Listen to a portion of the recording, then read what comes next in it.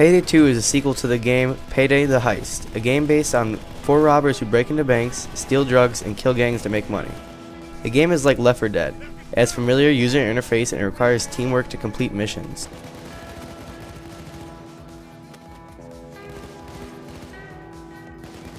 First off, the presentation.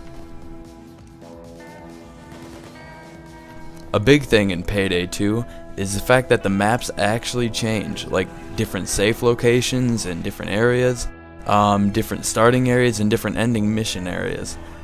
It keeps the game quite compelling actually and keeps you on edge, and makes the game a little bit harder considering you don't know where you're going to end. Another great thing about the presentation is that there are multiple locations. Different missions cause you to go to different areas. There are up to 30 different areas, which makes the game feel more realistic. You won't stay in one area for a heist, you will escape and run for the police, or you'll move on to a different day to finish what you start, which suits this game fantastically. This feature makes you feel much more immersed into the action. Moving on to the graphics, they aren't very impressive, but they aren't a total letdown. They're quite basic, fulfilling basic details and other basic requirements that every basic game should have. A lot of the textures in the game are pretty bad, like guns and very small items. In the end, however, basic graphics in 2013 are still pretty dang good. The graphical errors do not hold the game back at all.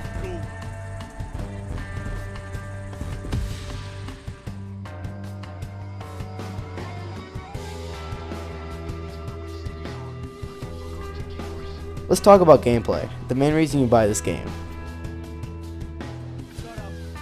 First of all, the gameplay is very fast paced, which causes you to stay on top of your feet during missions, something that fits the game very well.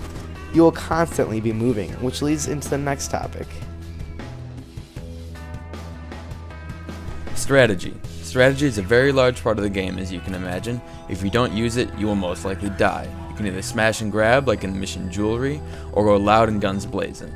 You can also go stealthy in several different missions, which adds a fantastic bit of fun to the game. There are multiple tools you can use along the way, like drills, ECMs, sentry guns, C4, ammo bags, medical bags, and most importantly, the saw. These features add variety to the game. Another positive is the customization. If you played the original Payday, you remember how there were 3 different skill trees you could use while leveling. They were linear, only allowing set skills and weapons to unlock. The new Payday, however, is much different. Skill trees make another appearance, but in this game, you can choose where to put your points. Each tree has 6 tiers of 3 skills you can put your points into when you level up. There are 4 trees. The first is Mastermind, a role that causes you to smoothly control crowds, negotiate with guards, and help teammates more effectively. You can get skills that allow you to help teammates by yelling at them, and also put down medic bags when they are low on health.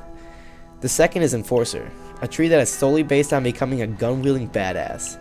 You can get a skill that allows you to wear full body armor, causing you to take a lot less damage. Additionally, you unlock an ammo bag that can be used by teammates.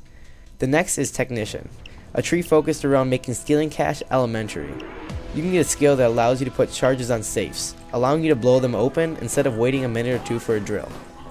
And finally, for the stealth lovers, there's Ghost.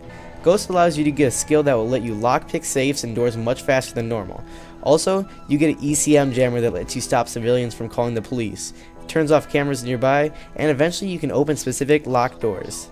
This greatly changes the game because certain skills can help you finish missions in certain ways. At the end of each heist, you are able to choose from 3 cards as a reward. The cards can either get you a mask, a weapon mod, or spending cash, depending on which one you pick. This is a great feature which leads to a whole nother boatload of custom options. There are many different masks that you can use. Not only can you use them, but you can customize them by making them a different material or putting a different pattern on them, hopefully ending up with the sickest looking mask of all your friends. You can also get infamous mask items, basically meaning that they're rare. You can get infamous materials, patterns, and masks.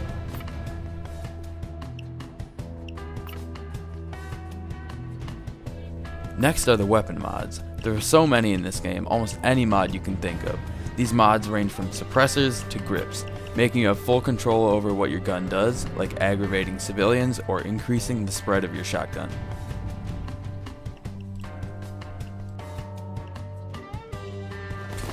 Moving forward, the gunplay is much smoother compared to the previous Payday. Using guns feels much more fluid, something that is convenient for gamers of all types.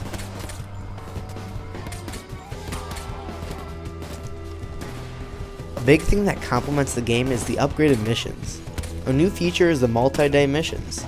This feature allows you to complete different parts of a job in various areas, something that makes the game feel much more realistic.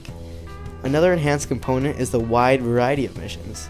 Instead of just robbing banks, you can now steal expensive art, make meth, steal weapons, and much more. This diversity makes the game much more enjoyable.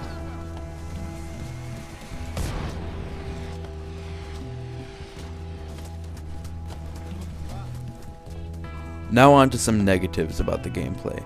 The fact that you can't pick what mission you want to play is pretty bad. When you log on to CrimeNet and you are forced to play a mission that you don't prefer is very frustrating. Also, the AI don't help at all objectively, making you run around the entire area restarting drills or carrying bags back to your escape van. Now on to what makes the game genuinely fun. The game is very replayable. As stated earlier, you can unlock masks, weapon mods, and skills, all of which make you want to keep playing for more.